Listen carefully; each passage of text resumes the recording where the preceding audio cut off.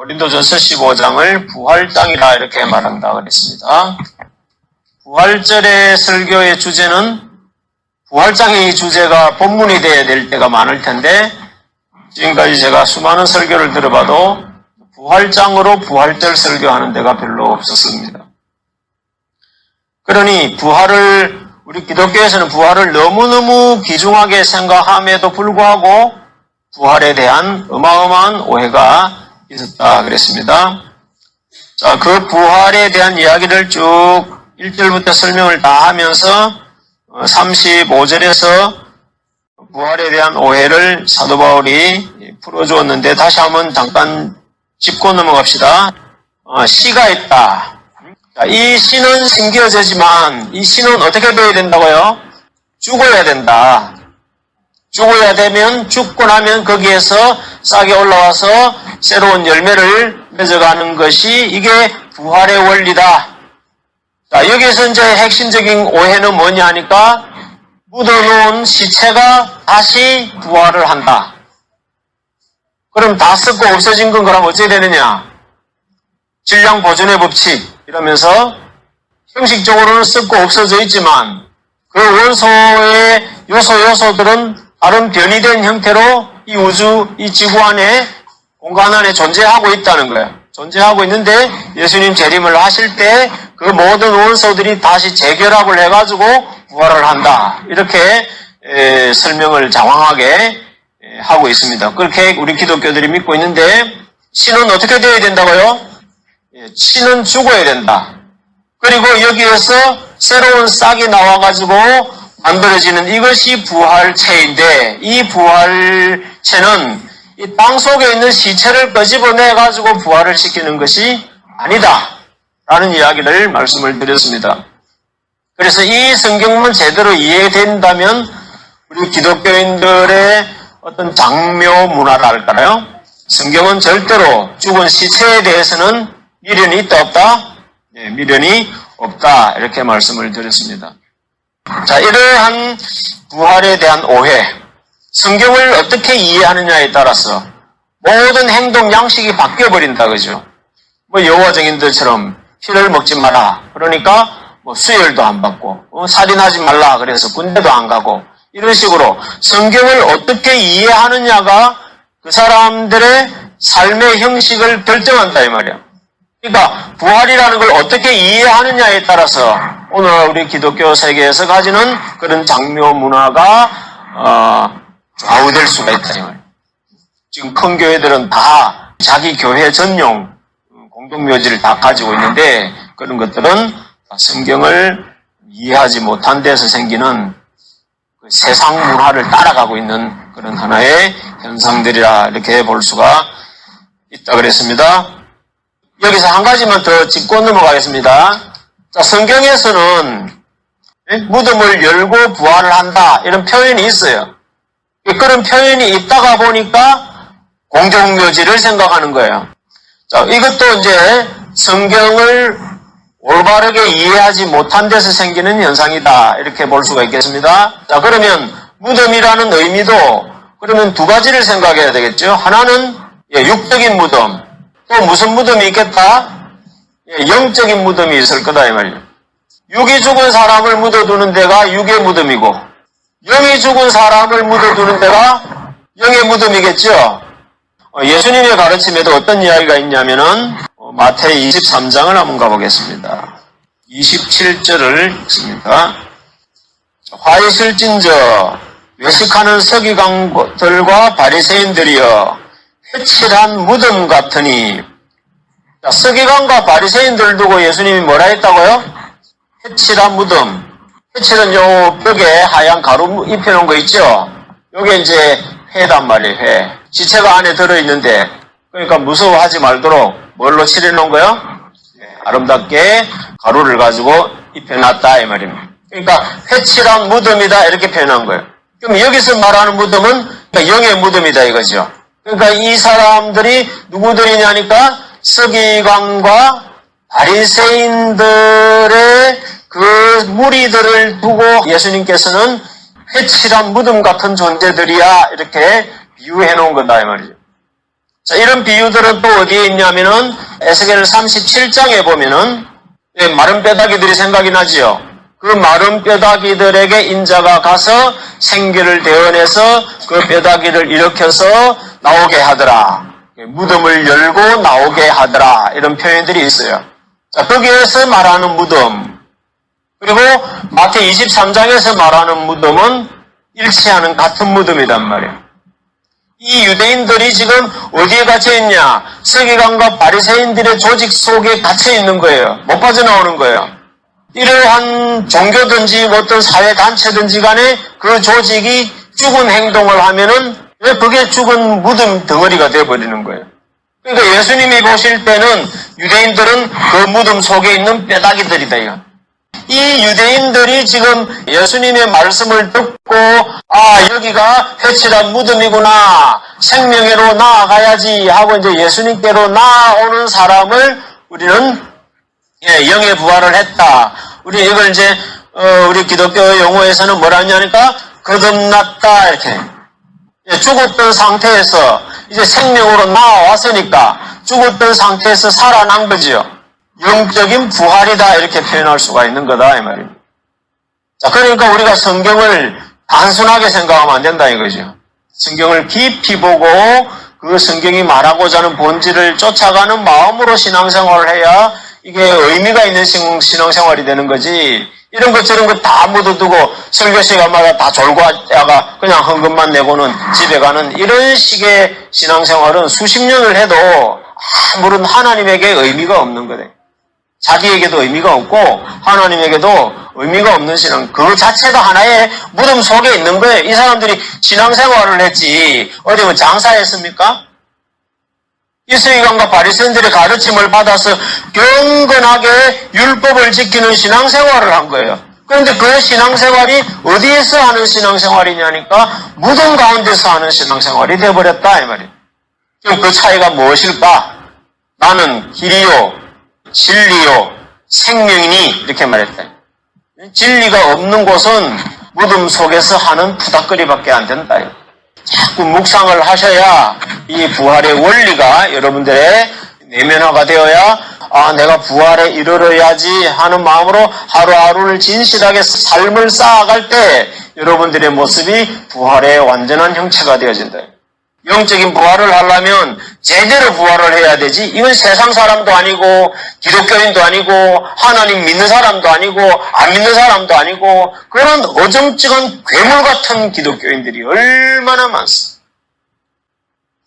성경은 그냥 지식적으로 배우라고 있는 것이 아니라 이러한 성경의 원리를 통해서 내 모습을 바라보고 내가 지금 어느 쪽으로 방향을 틀어서 삶을 이어가야 될 것인지 이런 걸 계속 방향 수정을 하는 그러한 방편으로 이 신앙이 이어져야 되는데 그냥 이 신앙은 의식에 불과하고 형식에 불과한 것이고 삶은 또 완전히 불신자들처럼 살아간다면 그것이 사람도 아니고 동물도 아닌 것처럼 스핑크처럼 그런 인생이 되어버립니다. 그걸 예수님은 우리에게 꾸짖으시는 거예요. 나를 따르는 자는 자기를 부인하고 자기 십자가를 지고 예수님을 따르지 않으면은 따라와도 소용이 없는 거다. 하나님 믿는다는 것을 우리가 지금 너무 쉽게 생각하고 있는데 성경을 쉽게 생각하니까 신앙생활도 쉽게 생각하는 거예요. 부활의 비밀 그랬을 때는 미치지 못하는 그 이상의 어떤 깊숙한 비밀이 뭔가가 있을 거다 하는 것을 우리가 짐작할 수가 있겠죠. 자, 어떤 비밀이 있는지 다시 한번 보겠습니다. 형제들아, 내가 이것을 말하노니 혈과 육은 하나님의 나라를 유업으로 받을 수 없고 또한 썩은 것은 썩지 아니한 것을 유업으로 받지 못하느니라. 자, 썩은 것, 우리 땅속에 있는 시체, 썩어 있는 것들은 영원한 하나님의 나라를 유업으로 받을 수가 없다. 그러니까 육체는 한 번 죽으면 뭐 한 거다? 예, 육체는 한 번 죽으면 끝난 거예요. 로켓이 이렇게 올라가요. 필요한 건 요 꼭대기에 여기 인공위성이 이렇게 있는 거야. 이걸 저 우주 밖에 궤도 위로 끌어올리기 위해서 그럼 이 큰 통은 뭐냐 이거지. 연료통이야. 꽁지에 불 붙여가지고 쌓아 올리면 1단 통이 다 타고 나면 1단이 분리. 또 2단통이 다 타고 나면 또 2단통이 분리, 3단통이 다 타고 나면 또 3단통이 분리, 이 3단통까지 다 타고 사라지는 게 한 10여 분 상관이야, 그냥. 그런 어마어마한 연료통들이 이렇게 쏟아져 나오는데, 올라가는 것은 요거 하나 올라가면 끝나는 거예요. 이것이 우리의 육체와 같은 기능이네. 우리 육체는 뭐와 같다고요? 예, 우리 영의 연료통과 같은 것이다. 우리 육체 속에는 뭐가 있어요? 영이 있어요, 영. 우리 속에 있는 이 영이 하나님이 원하시는 모습대로 잘 빚어져서 하나님께로 나아가면은 이 육은 할 일을 다 한 거예요. 할 일을 다 한 것이 되기 때문에 가차없이 이제 버려지게 되는 거예요. 이 육체는 인공위성이 여기 궤도를 돌 때 이 육체는 따라 돈다 안 돈다? 네, 이 육체는 하늘나라를 유업으로 받을 수가 없다. 이거 지금 또 한 번 확인 사살을 하고 지금 이제 51절로 넘어갑니다. 자, 보라, 내가 너희에게 비밀을 말하노니, 여기서 또다시 비밀이라고 말을 할 때는 50절까지의 내용상에는 안 들어간 내용이겠죠. 앞에 보면 뭐 예수님의 부활도 있고, 뭐 부활의 순서도 있고, 뭐 1차 부활이 있고, 2차 부활이 있고, 또 3차도 있고, 이런 여러 가지 복잡한 지금 우리 기독교인들이 전혀 상상도 하지 못하는 이야기들이 사실은 이 부활장의 비밀 속에 담겨져 있는 거예요. 그 이야기를 지금 50절까지 사도 바울이 다 했어요. 그런데도 지금 사도 바울이 뭐라 하냐니까, 아직도 말하지 못한 비밀이 있다. 그러면서 비밀을 말하노니 이렇게 지금 설명을 하고 있는 거예요. 자, 우리가 다 잠잘 것이 아니요 마지막 나팔의 순식간에 소련이 다 변화하리니 나팔 소리가 나매 죽은 자들이 썩지 아니할 것으로 다시 살고 우리도 변화하리라 이렇게 설명하는 거예요.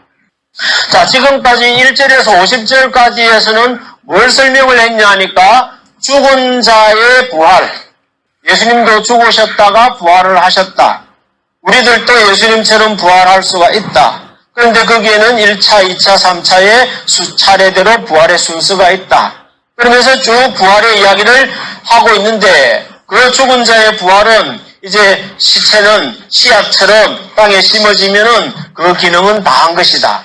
그 시체를 다시 끄집어내서 부활을 시키는 것은 아니다 하고 계속해서 죽은 자의 부활의 원리를 계속해서 설명을 해왔는데 지금 51절에서는 뭐라고 하느냐니까 비밀을 말하노니 이렇게 우리가 다 잠잘 것이 아니다. 사람이 한번 나서 죽는 건 이건 피할 수 없는 운명이요 이렇게 되어 있는데 우리가 다 뭐한다?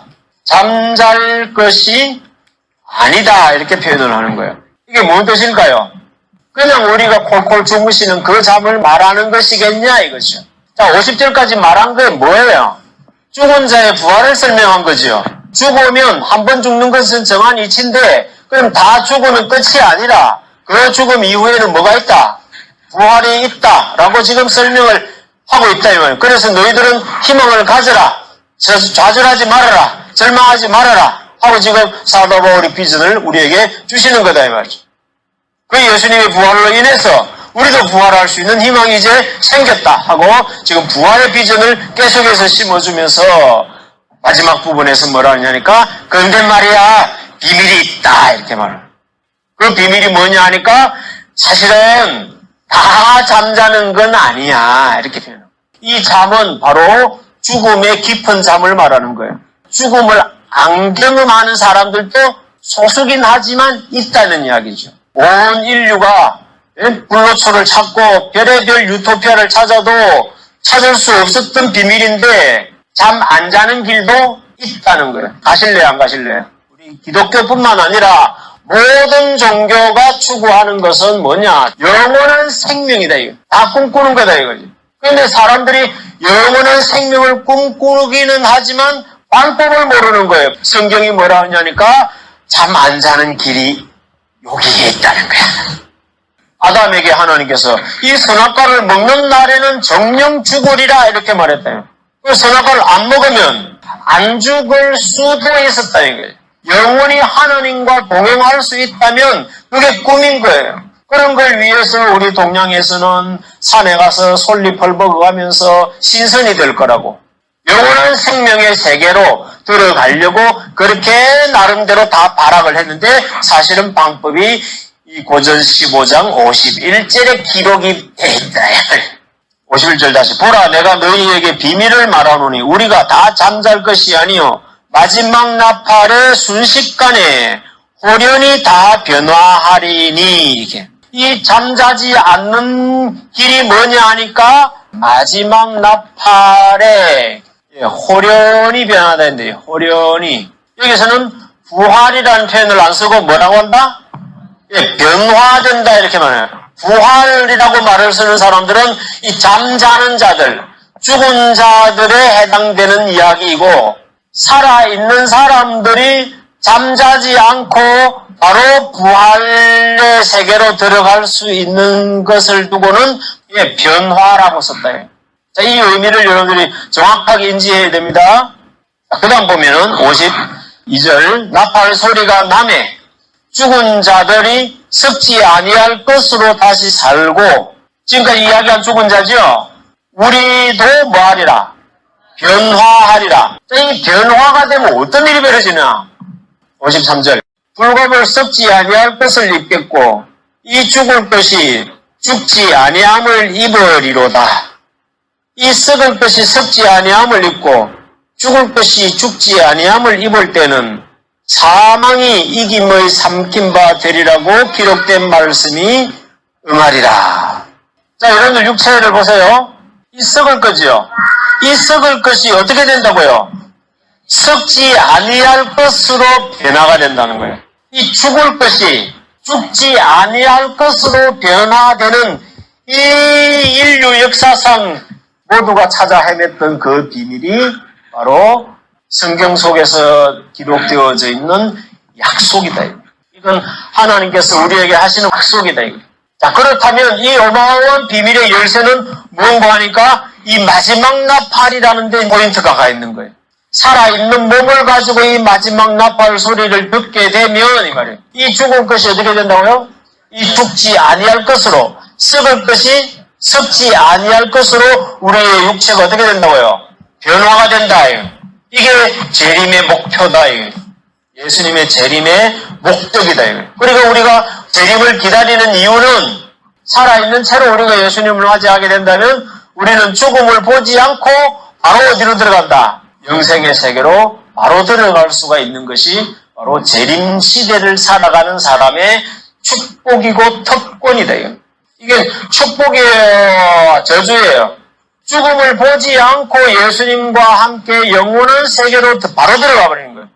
바로 들어가 버리면 이 썩을 것이 썩지 아니함을, 죽을 것이 죽지 아니함을 입는다. 입게 되면 어떻게 되느냐? 사망이 삼킨대요. 지금까지는 생명이 사망에게 삼켰기 때문에 사망이 왕노릇을 한 거예요. 근데 이 나팔 소리가 들리는 것과 함께 생명이 어떻게 된다고요? 사망을 이겨버리는 거예요. 그러니까 생명이 사망을 이길 수 있는 에너지가 하나님에게서 우리에게 부어질 수가 있다 이 말입니다. 일곱째 나팔 소리만 잘 에너지만 공급이 되면 이 주파수만 잘 맞추어가지고 이 마지막 나팔 소리와 교신만 잘 하고 나면 거기서 시키는 지령대로만 하면은 사망도 이길 수 있는 에너지가 이 나팔 소리에 담겨져 있다. 진리의 가치이고 진리의 위력이다. 나팔이라 그러니까 뭐 트럼펫인 줄 알아요. 살전 4장에 한번 볼까요? 15절부터 볼게요. 우리가 주의 말씀으로 너희에게 이것을 말하노니 주 강림하실 때까지 우리 살아남아 있는 자도 자는 자보다 결단코 앞서지 못하리라. 자 보세요. 아까 여기 마지막 나팔 소리가 나매 죽은 자들은 부활이 되고 우리 살아남아 있는 자는 변화가 된다 그랬지요. 그러니까 그때는 죽은 자와 그때까지 살아있는 자 이 두 부류가 문제가 된다 이 말입니다. 자 여기도 지금 그 이야기를 한 거예요. 15절에 우리가 주의 말씀으로 너희에게 이것을 말하노니 주 강림할 때까지 우리가 살아남아 있는 자 있다 이 말이에요. 그 살아남아있는 자도 자는 자보다, 여기도 잔다 그랬죠. 죽은 자들보다도 앞서지 못하리니, 주께서 호령과 설사장의 소리와 하나님의 뭘로? 나팔로 이렇게 말했죠. 예, 나팔로 친히 하늘로 쫓아 강림하시리니 그리스도 안에서 죽은 자들이 먼저 살아 일어나고 그 후에 우리 살아남은 자도 이 사람 뭐 할 사람이야? 변화할 사람이죠. 이렇게 변화가 되어지는 일련의 사건이 하나님의 나팔 소리와 함께 이루어진다 이 말입니다. 나팔 소리와 함께. 기독교인들이 그리는 그 마지막 나팔에 대한 그림들은 전부 다 트럼펫으로 그려놨어요. 트럼펫으로. 왜 그러냐?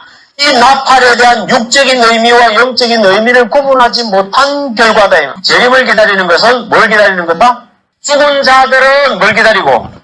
부활을 기다리고, 우리 살아남아있는 자들은 뭘 기다리고? 변화를 기다리는 거예요.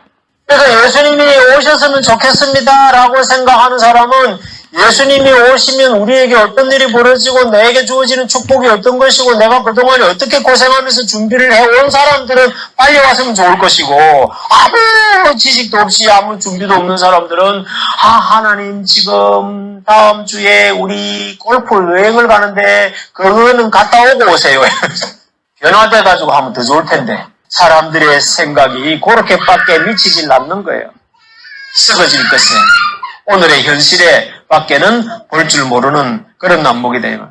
살아있는 여러분들은 예수님 오실 때까지 이제 살아서 맞을 준비해야 됩니다. 자, 지금 이 마지막 때라는 이야기는 변화를 기다릴 때다 이 말입니다. 열심히 살다가 아프리카 순교하러 가가지고 전도하다가 풍토병 걸려가지고 순교하기를 기다리는 때가 아니라 지금 예수님의 마지막 재림을 통해서 나팔 소리를 들음으로 해서 우리가 변화를 기다리는 때다 이 말입니다. 이런 성경의 원리를 먼저 알아야 하면 왜? 부활을 하고 싶어도 몰라서 부활을 못하는 수가 생긴다. 그러니까 이 마지막 나팔이 마지막 때 증거되는 하나님의 말씀이다 이 말이에요. 이런 마지막 때에 일어나는 일에 대한 비밀을 풀어주는 거다 이 말이에요.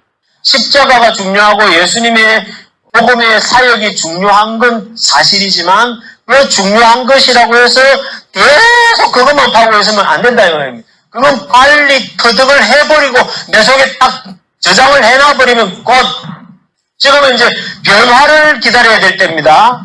그럼 변화를 기다리는 사람이 그럼 변화가 되려면 어떤 생각을 하고 있고 무엇을 알고 있어야 되고 무엇을 준비해야 되고 이런 것에 관련된 내용들이 있단 말입니다.